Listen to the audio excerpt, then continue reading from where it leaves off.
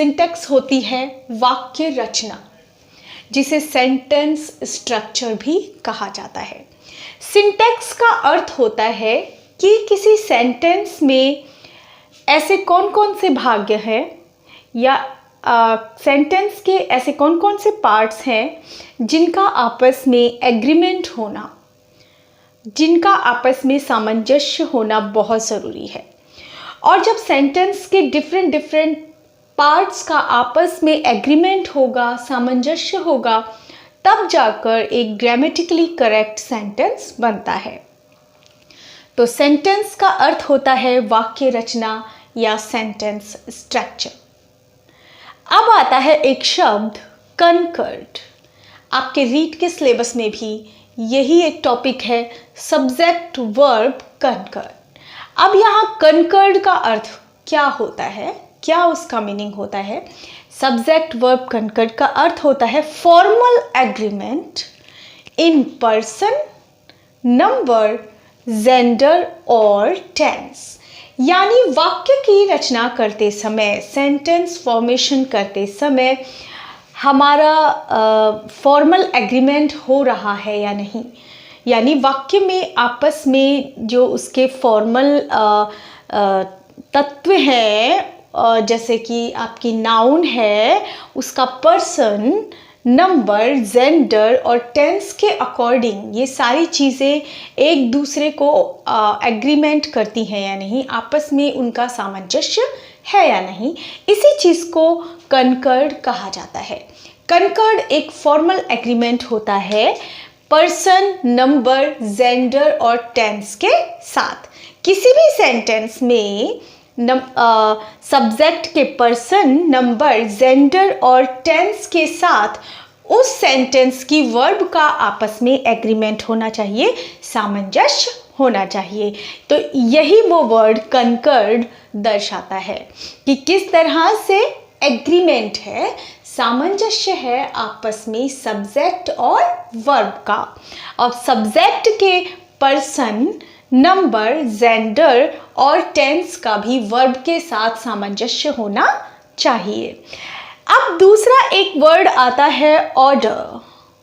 Order का अर्थ होता है क्रम यानी पोजीशन। ओके, जैसे कि वर्ड ऑर्डर, वाक्यों का ऑर्डर, ऑर्डर यानी क्रम, सॉरी वाक्य नहीं, शब्दों का क्रम, शब्दों का क्रम। सेंटेंस को बनाते समय हम ये देखते हैं कि उसके पार्ट्स का वर्ड ऑर्डर सही है या नहीं।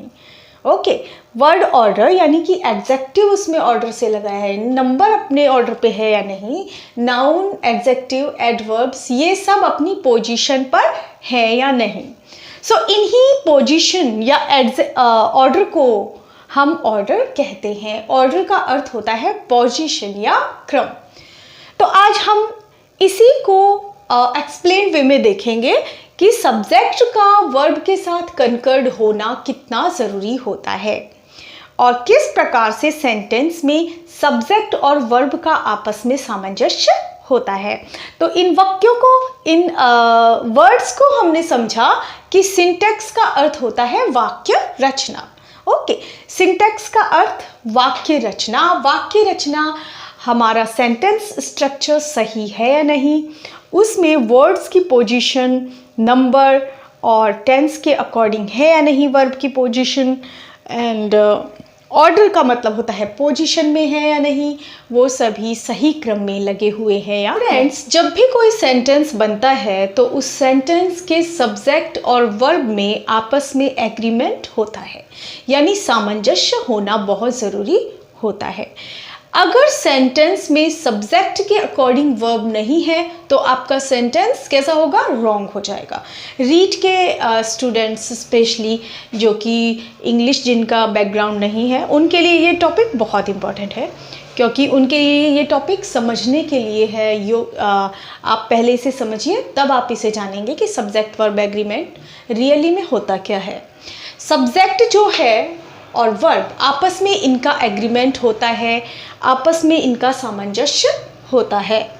एक वाक्य में सब्जेक्ट व वर्ब के मध्य एग्रीमेंट होता है।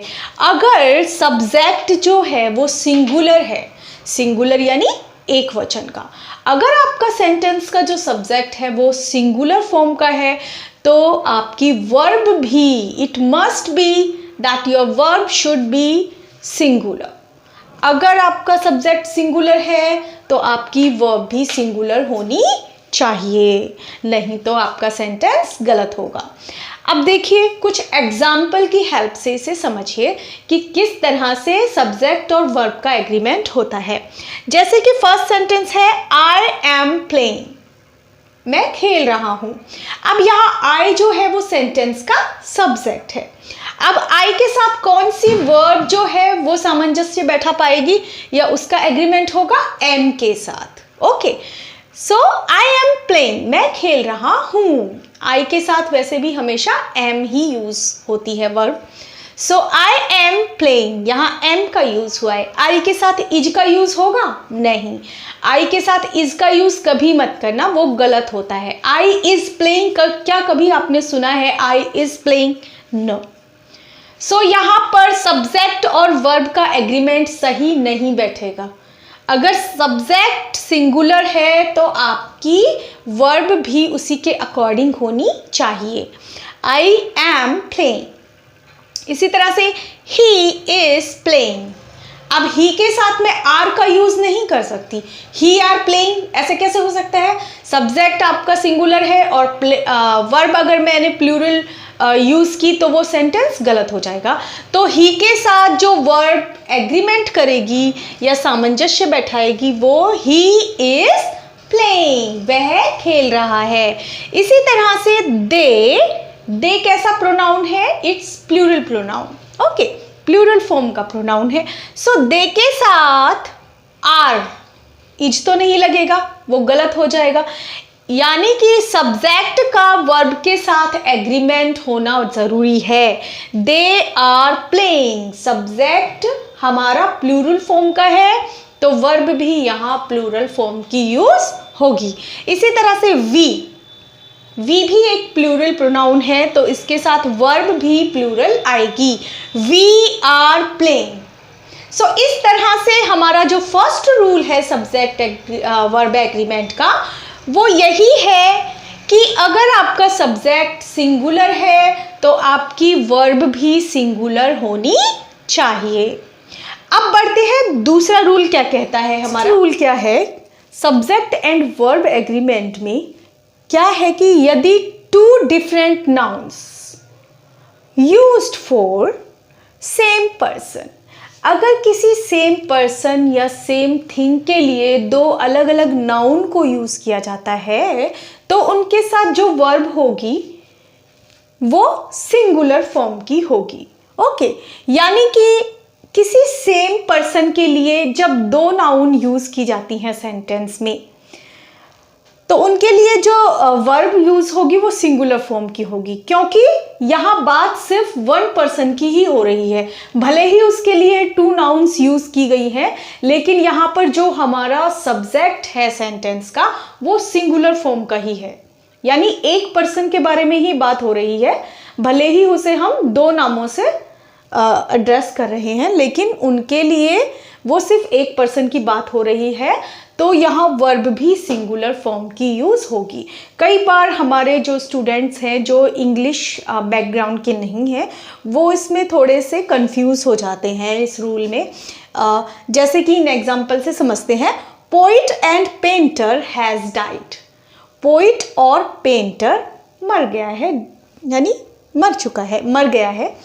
सो यहाँ पर क्या करते हैं कि स्टूडेंट थोड़ा कंफ्यूज होते हैं कि ये पोइट एंड ये पेंटर दो अलग अलग लोग हैं।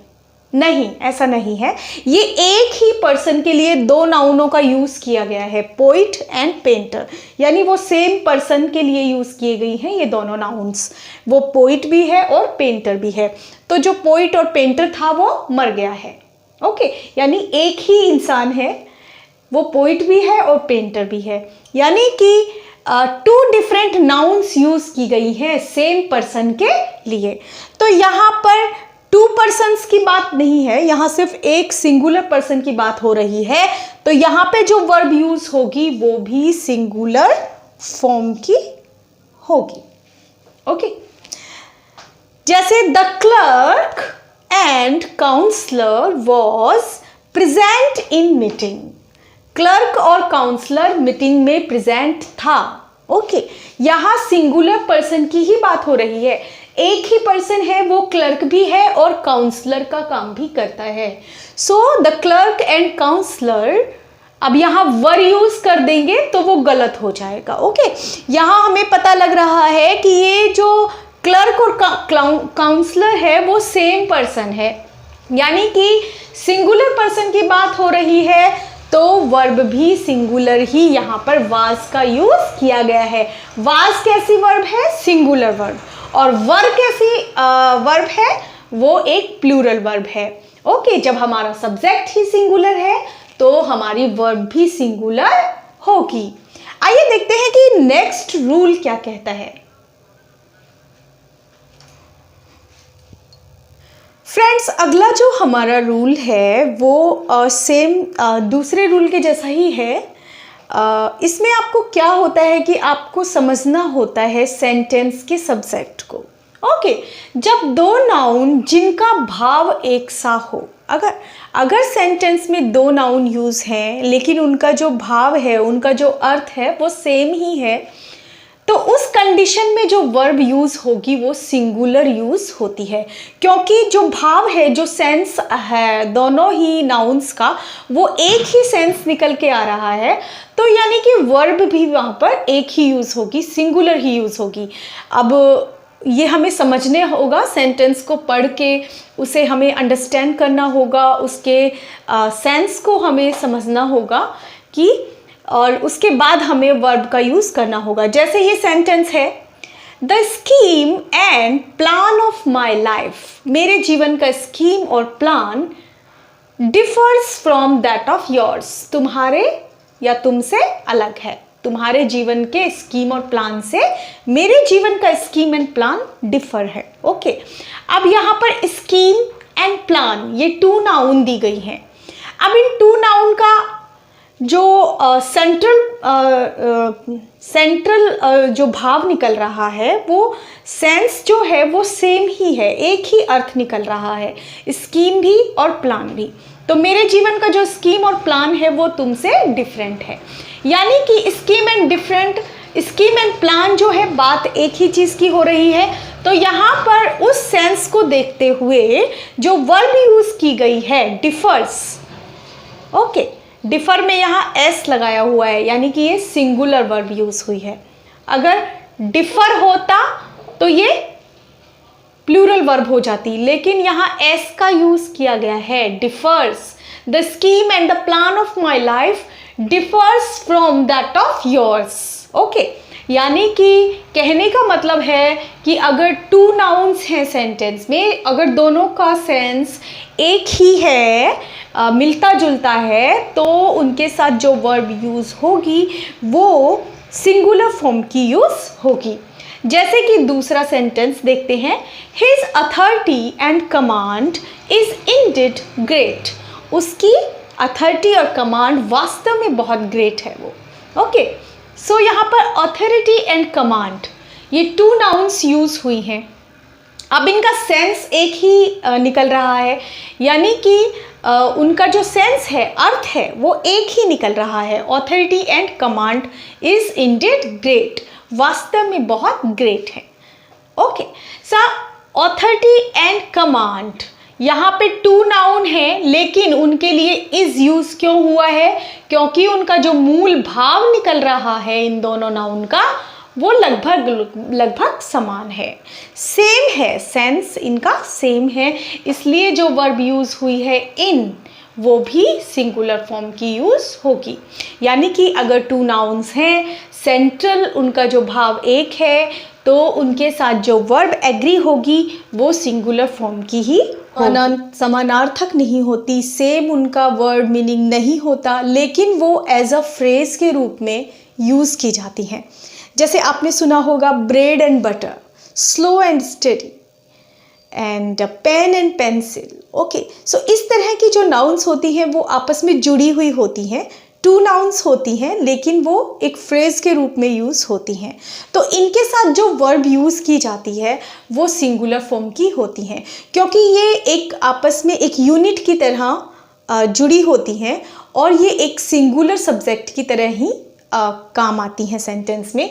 जैसे रूल नंबर 3 क्या कहता है कि जब टू नाउन्स हैं जो कि समानार्थक नहीं होती, यद्यपि इनका जो अर्थ है, मीनिंग है, वो समान नहीं होता है, एक जैसा नहीं होता है, ये एक फ्रेज की तरह यूज़ की जाती हैं, तो इनके साथ जो वर्ब यूज़ होती है वो सिंगुलर फॉर्म की होती है। जैसे मैंने अभी बताया ब्रेड एंड बटर, और भी ऐसे बहुत से एग्जाम्पल हैं। अभी हम एग्जाम्पल की हेल्प से समझते हैं। Bread and butter is a good breakfast. इस सेंटेंस में आप सब्जेक्ट और वर्ब दोनों पर नजर डालिए। यहाँ सब्जेक्ट है आपका ब्रेड एंड बटर, ये दोनों मिलकर सब्जेक्ट बन रहा है, यानी कि ब्रेड एंड बटर जो है वो एक फ्रेज की तरह यूज होता है। आपने बहुत बार सुना होगा इस तरह के, slow and steady wins the race. वो जो टॉर्टोइज वाली स्टोरी है उसका जो मॉरल निकलता है, slow and steady wins the race. Early to bed early to rise, ये एक फ्रेज है, ओके, लेकिन यहाँ पे ये टू नाउन की तरह यूज हुए हैं। तो early to bed early to rise, जल्दी सोना जल्दी उठना एक अच्छी हैबिट है, इज अ गुड हैबिट। अब यहाँ आर तो नहीं आएगा, यहाँ सिंगुलर वर्ब यूज होगी। क्यों यूज होगी? क्योंकि ये अपने आप में एक यूनिट है, एक फ्रेज है। Early to bed early to rise, दिखने में ये टू डिफरेंट नाउन्स है, लेकिन ये इनका सेंट्रल जो थीम है इनकी एक ही है, इनका सेंस एक ही निकल के आ रहा है। Early to bed early to rise is a good habit, okay. इसी तरह से slow and steady wins the race, win नहीं आया है, यहाँ वर्ब पर नजर डालिए। Slow and steady wins the race, okay. अगर विन तो वो गलत हो जाएगा। विंस जो है वो सिंगुलर फॉर्म की वर्ब है और स्लो एंड स्टडी अपने आप में एक फ्रेजल वर्ब है, एक फ्रेज है। So slow and study, phrasal verb नहीं, सॉरी, एक फ्रेज है, और ये जो फ्रेज है स्लो एंड स्टडी, इसका सेंट्रल थीम एक ही निकल रहा है। यानी कि आपको समझना होगा आपकी अंडरस्टैंडिंग से कि सेंटेंस का मूल भाव क्या है, उसके जो सब्जेक्ट है वो कौन सा है, उसमें जो सब्जेक्ट का सेंस निकल के आ रहा है वो डिफरेंट है टू, या एक यूनिट के रूप में निकल के आ रहा है। अब यहाँ जितने भी हमने फ्रेज यूज़ किए हैं इनका सेंट्रल भाव, उनकी जो सेंट्रल थीम है वो एक ही निकल रही है। तो इस तरह से हम समझ जाएंगे कि ये एक सिंगुलर सब्जेक्ट है। तो सिंगुलर अगर सब्जेक्ट है तो वर्ब भी सिंगुलर होगी, ओके। इसी तरह से slow and steady wins the race, slow and steady एक फ्रेज है। Early to bed early to rise भी एक फ्रेज है, इसीलिए यहाँ सिंगुलर वर्ब का यूज़ किया गया है। सो फ्रेंड्स, आज का वीडियो आपको कैसा लगा मुझे ज़रूर बताइएगा, और रीड के स्टूडेंट्स स्पेशली मेरी क्लास लेते रहिए आप, क्योंकि आपका जो सिलेबस है वो मैं इसी तरह से पूरा कर दूंगी। तो आप डेली मेरी क्लास लीजिए और मेरे वीडियो को लाइक करना बिल्कुल ना भूलें। अगर आप मेरे चैनल पे नए आए हैं तो प्लीज़ मेरे चैनल को सब्सक्राइब कर दें। Thank you.